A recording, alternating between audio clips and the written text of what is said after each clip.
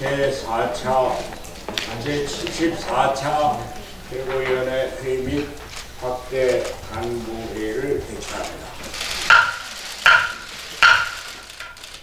우리 상설위원장 및 특별위원장들이 다 모이시니까 우리 당이 아주 부자가 된 느낌입니다. 감사합니다. 고등고 시민이 나와서 부자 공사회사 여성들이 강의를 다 준비하고 있습니다. 이제 여성은 더 이상 객체가 아닙니다. 자신의 삶을 당당한 스스로로 거듭났습니다. 하지만 아직도 갈 길이 멉니다. 여성들은 여전히 유리천장이라고 불리는 무형의 사회적 불평등의 고통을 받고 있습니다. 임신과 출산, 육아로 인한 경력 단절을 극복하는 방안을 마련하는 것도 아직은 요원한 실정입니다. 계속해서 진행해야 합니다.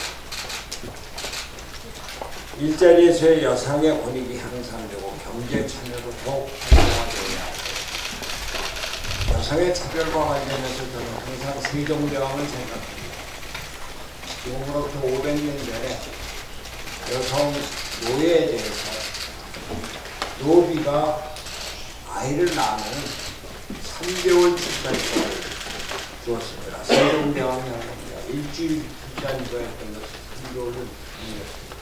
더 놀라운 것은 노비의 남편 것으로 있고 남편에게도 육아휴직을 한 달을 줬습니다. 우리에게는 그런 전통이 있습니다. 우리는 이러한 전통을 이어받아서 공정하고 평등한 세상을 만들어 나가고자 하는 그런 사회를 열어나가야겠습니다. 38 세계 여성의 날의 정신을 바른 미래당이 이어가겠습니다. 바른 미래당은 앞으로도 기득권을 무너뜨리고 세상을 바꾼 여성들과 함께할 것을 약속합니다.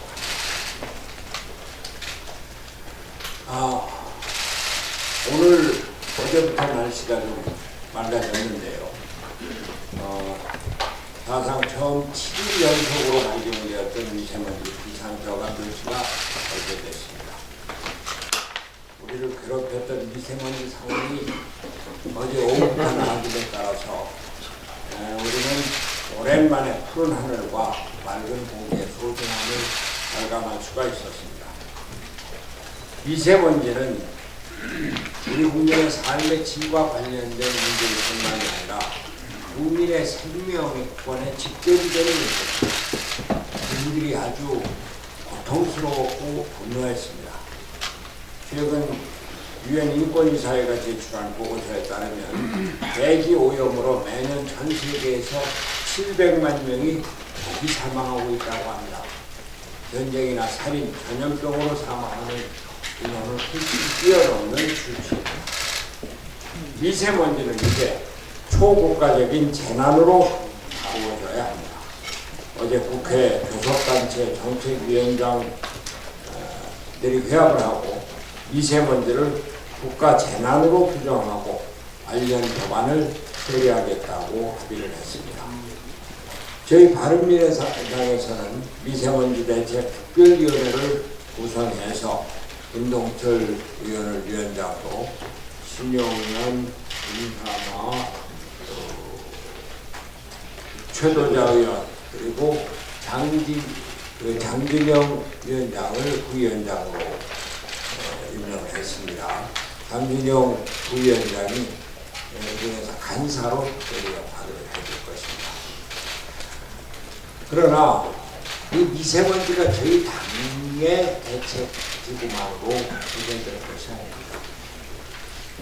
어떤 한 정당이나 단순히 정부가 자동차를 조금 안 탄다, 10분 걸어간다, 퇴근 후에 관절까지 자동차 안 타고 걸어간다 이래갖고 해결될 문제가 아닙니다.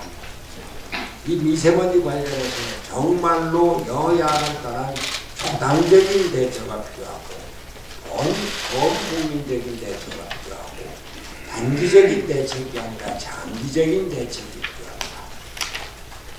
우리나라뿐만이 아니라 주변국이 함께 나서서 해결해야 하고 전 세계가 함께 그 대책을 마련해야 합니다. 총체적이고 전면적인 대책이 필요한 것입니다. 정권과 상관없이 지속이 돼야 되고 여야의 정장이 돼서는 안 되는 것이 미세먼지 대책입니다. 국민의 생명을 보호하는데 보수와 진보가 따로 있을 수가 없습니다. 저는 오늘 미세먼지 문제 해결을 위해서 정부와 국회 그리고 사회 전 계층이 참여하는 범사회적인 기구를 구성할 것을 제안합니다. 여야 구분 없이 초당적인 기구가 되어야 합니다. 이 범사회적 기구를 통해서 국가와 사회 전체가 노력할 수 있는 장기적인 대책을 도출하고 중국 등과 같은 주변국과 초국가적인 대책을 논의할 수 있는 기구를 만들 것을 제안합니다. 미세먼지 문제 해결을 위한 범사회적 기구를 구성을 해서 그 위원장에 반기문 전 유엔 사무총장을 추천합니다. 반기문 전 총장은 지난 2015년 파리 기후협정을 성사시킨 국제적인 경험을 가지고 있고 국내적으로는 진보와 보수 모두에게 신망을 받는 이런 분입니다. 유엔 사무총장을 지낸 외교 전문가로서 중국 등 주변국과 미세먼지 문제를 협의하고 중재할 수 있는 그런 능력을 갖고 있는 분입니다. 아주 더할 나위 없는 적임자라고 생각이 됩니다. 이런 문제에 대해서 정부가 적극 나서서 국가 재난인 미세먼지에 대한 대책을 강구하는데 국민 모두가 함께 지혜를 모으고 협력해 줄 수 있도록 해주기 바랍니다. 미세먼지 해결을 위한 범사회적 기구의 구성이 우리나라뿐만이 아니라 앞으로 아시아의 미세먼지 대응 기후체제를 앞당기는 출발점이 되기를 희망합니다. 한 가지만 더 말씀드리겠습니다. 어제 경사노위의 본위원회 의결이 정족수 부족으로 무산되면서 탄력적 근로시간제 도입이 또다시 미뤄졌습니다.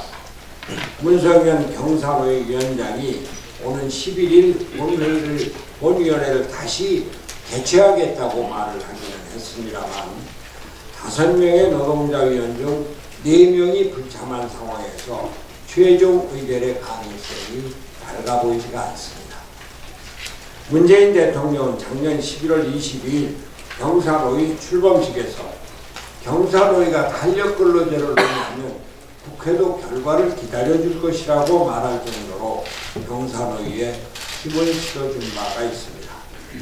대통령과 여야 5당 원내대표가 11월 5일 여야정 국정상선협의체에서 탄력근로제 확대 적용을 합의한 지 17일 만에 그리고 다시 여야 5당 원내대표가 11월 21일 연내 법안 처리를 합의한 지 단 하루 만에 합의사항을 배치하면서까지 경사노위에 올인했던 것입니다. 그러나 결과적으로 경사노위는 1호 안건부터 의결을 하지 못하고 좌초하고 있습니다. 대통령이 국회 합의사항만 존중했어도 작년에 입법이 가능했던 탄력근로제가 지금까지도 그 도입 여부마저 불투명한 상황입니다. 대통령은 국정 운영의 최고 책임자입니다. 자신이 내린 정책적 결단에 대해서 책임을 지는 모습을 보여야 국민이 대통령을 신뢰할 수 있습니다. 그러나 문재인 대통령에게서는 결정에 대해서 책임지는 모습을 찾아볼 수가 없어서 우려가 됩니다.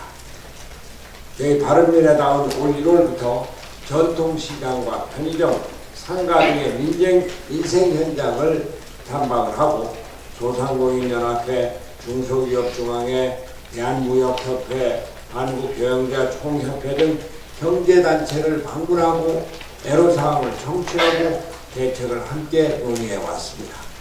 오늘은 대한상공회의소를 방문할 예정입니다. 민생 현장과 경제단체에서 공통적으로 가장 큰 고충을 호소하는 것이 급격히 인상된 최저임금과 획일적인 주 52시간 근로제입니다. 모두 문재인 정부가 벌려놓고 책임을 지지 않는 결과물들입니다. 최저임금도 마찬가지입니다. 기업과 소상공인의 지불 능력을 고려하지 않고 1년 새 29% 최저임금을 인상을 했습니다. 여기에 주휴시간과 수당을 최저임금에 산입하는 시행령 개정안을 통과시켜서 실질적인 올해 최저임금은 1만 원을 초과했으며 2년간의 실질 인상률은 55%에 달하고 있습니다. 소상공인들은 주휴수당이 뭔지도 모르고 있다가 아닌 밤중에 홍두깨를 맞으냐 어안이 엉벙이 하고 있습니다. 경제 현장에서는 죽겠다는 아우성이 하늘을 찌르는데 문재인 정부는 손을 놓고 있는 것입니다. 이제 문재인 대통령이 경제정책의 실패에 대해서 책임지고 해결하는 모습을 보여야 합니다. 과감한 정책 전환을 해야 합니다. 내년도, 최소한도 내년도 최저임금 인상을 종결하고 영세 소상공인 업체 주휴수당 제도를 철폐해야 합니다. 탄력 근로제 기간 확대 문제를 경사노위에 맡기지 말고 국회에서 여야 간 합의로 처리되도록 해야 합니다. 이제는 대통령이 기업인들에게 말과 식사와 쇼뿐인 간담회가 아니라 실질적인 해법을 내놔야 합니다. 정부는 경제를 시장에게 맡기고 기업에게 활력을 불어넣어 주어야 합니다. 정부가 더 이상 민주노총의 포로가 되어서는 안 됩니다. 경제가 정권의 선거와 정치공학의 포로 잡혀서는 그 피해는 국민들에게만 옵니다. 저는 대한민국 제조산업의 주춧돌인 창원에서 그동안 지나면서 기업인들과 소상공인들로부터 정부 정책의 폐해를 눈으로 보고 있습니다. 창원 경제가 죽어가고 있습니다. 전국의 기업과 소상공인들이 살게 해달라고 아우성입니다. 민주노총의 포로망을 과감히 뚫고 경제를 시장에 맡기십시오. 기업과 소상공인들의 어려움을 듣고 풀어주십시오. 그것이 국정관리의 최고 책임자로서 취해야 할 올바른 자세입니다. 문재인 대통령의 각성을 거듭 촉구합니다.